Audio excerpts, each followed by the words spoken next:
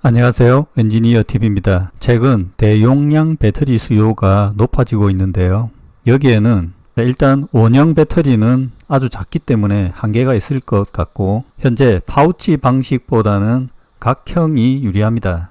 해당 내용 알아보겠습니다. 최근에 파우치 배터리에서 파우치 부품의 대형 계약이 해지가 된 공시가 나왔습니다. 안타깝습니다. 파우치 배터리에서 파우치 테이프의 원가는 5% 정도 됩니다. 1조 5천억의 파우치면 배터리로 환산하면 30조 물량입니다. 상당히 큰 파우치 배터리 프로젝트가 사라진 것으로 보입니다. 현재 공시로 보면 계약이 일방적으로 해지된 것으로 보이는데요. 법률적으로 검토한 후 대응할 예정이다 라고 되어 있습니다. 위약금 등을 받아야 되겠죠. 그런 부분이 법률적으로 검토가 필요한데, 실제 이 계약은 23년 1월 1일 시작인데 최근 1년이 넘었죠. 그런데 보면 최근의 매출액도 거의 미미합니다. 어떻든 이 사례로 보면 최근의 파우치 배터리 프로젝트들이 재미가 없다고 해야 되나, 고객이 원하지 않는다고 해야 되나, 그런 상황이 있는 것으로 짐작할 수 있겠습니다. 파우치 배터리도 용량을 키우는 활동을 지속하고 있습니다. 그런 것들에 대한 명칭이 롱셀이라는 말을 쓰죠. 그리고 로우 하이트 셀, 높이가 얇고 긴, 어떻든 롱셀로 만들어서 한 번에 만들 때 용량을 크게 하는, 원통용 배터리도 46 시리즈가 그런 한 방향입니다. 파우치 배터리 대표 기업 LG엔솔의 배터리 용량을 보면 40A에서 시작해서 100A까지 나와 있습니다. 현재 나와 있는 셀 중에는 100A 파우치 배터리가 가장 큰 것으로 알고 있습니다. 그러면 각형은 어느 정도까지 제품들이 있을까요? 중국 BYD 사례인데요. 사실 저도 중국 배터리 샘플들을 보면서 이렇게 큰 배터리를 왜 만들지 하는 의문이 있었습니다. 다 사용 용도가 있으니 만들겠죠. 블레이드 배터리도 332A입니다. 그리고 프리스매틱 302A가 있습니다. 파우치 100A 대비 3배가 되는 용량입니다. 여기 프리스매틱 각형 302A는 우측의 그림 같은 형태를 가지고 있습니다. 얼마나 큰지 가늠이 안 되는데요. 여기 사람 손으로 잡은 형태를 보면 어느 정도 사이즈인지 가늠이 될 것입니다. 그림의 배터리는 300A 정도 되는 LFP 배터리입니다. 현재 롱셀이 가장 많이 필요한 곳이 ESS입니다. 롱 듀레이션이라고 하는데요. 여기도 보면 에너지 스토리지를 하는 시간이 현재 중요하고, 이 시간이 점점 길어진다라는 겁니다.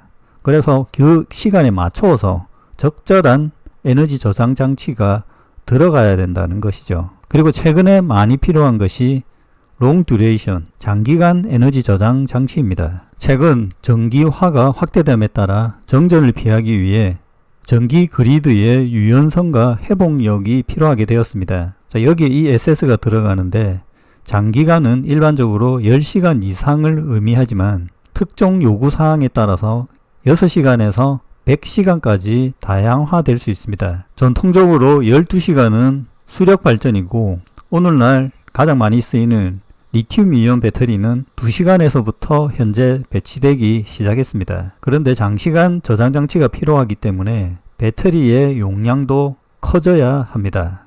근데 가격적인 문제가 있죠. 최근 LFP는 $55, NCM은 $68 정도 됩니다. 여기에서 배터리 가격을 더 낮추기 위한 활동들이 지속되는데요. 이 방법 중 하나가 배터리 용량을 키우는 것입니다. 최근 논의되는 것이 LFP 배터리를 $26까지 내릴 수 있는 방법이 뭔가 라는 고민들을 하고 있습니다. 일반적인 논의사항은 리튬 가격을 낮추는 것, 음극재 가격을 낮추는 것, 그 다음 인력을 대체하고 자동화하는 것들에 대한 내용들이 일반적으로 알려져 있죠. 하지만 리튬 가격은 거의 한계에 도달했습니다. 추가 하락하기는 쉽지 않고, 하락한다 하더라도 현재 배터리 가격에서 차지하는 비중은 많이 줄어들었습니다. 여기에서 가장 큰 비중을 차지할 것이라고 분석된 것은 옵티마이즈드 셀, 사이즈를 키우는 겁니다. 나머지 부분도 일부 들어가겠죠. 자, 이것은 LFP만 되는 것이 아니고 NCM도 동일하게 적용될 수 있습니다. 그리고 이런 대용량의 싼 배터리를 만들 때 극판 조립이 가장 간단해져야 합니다. 자, 이 그림은 원통용 배터리의 와인딩, 젤리롤을 만드는 그림으로 보이는데요. 실제 이것은 각형에 들어가는 젤리롤입니다. 원형과 같이 간단히 와인딩한 후 눌러서 평평하게 만들고 이것을 여러 개를 쌓아서 각형에 넣으면 용량이 늘어나게 되는 겁니다. 자, 이 그림에서 최초 와인딩에서 젤리롤을 한 개 넣은 것이 우측의 그림입니다. 이렇게 넣으면 그림에서 보듯이 배터리 내부에 여백이 많아지죠. 그래서 두 개를 넣는 방법을 우측에 표현한 것이고요. 위에 300A 정도 되면 여기에 나와 있는 젤리롤을 6개 정도 넣어야 나오는 용량입니다. 자, 위에서 보면 여기의 배터리보다 2배 정도 두껍고 밑에 길이도 2배 정도 깁니다. 그래서 300A가 나오게 되고 케이스 하나에 이것이 그냥 들어가는 겁니다. 용접점은 상당히 간단하게 만들어져야 합니다. 간단히 원형에 쓰이는 젤리롤 와인딩 방식을 사용해서 극판을 젤리롤을 만들고 이 젤리롤들을 여러 개 연결해서 케이스에 한 방에 넣는, 약간 에너지 밀도는 적어질 수는 있는데 이렇게 조립을 하게 되면 상당히 싼 배터리를 만들 수 있는 겁니다. 자, 지금 현재 ESS에서 중국산 LFP 배터리가 많이 쓰이는 이유가 가격적인 부분인데요. 중국은 어떻게 가격을 낮추냐면 이런 방법을 통해서 가격을 낮추게 됩니다. 가령 파우치도 이런 방식으로 만들면 되지 않느냐라고 생각할 수 있는데요. 이론적으로는 가능하리라고 보는데요. 다소 사이즈가 크기 때문에 파우치 같이 견고하지 않으면 약간 문제가 되지 않을까 생각이 듭니다. 여기 300A 정도 된다 하더라도 사람 손으로 딱 집을 수 있는 정도 수준이거든요. 파우치는 이런 형태로 만들기에는 쉽지 않아 보입니다.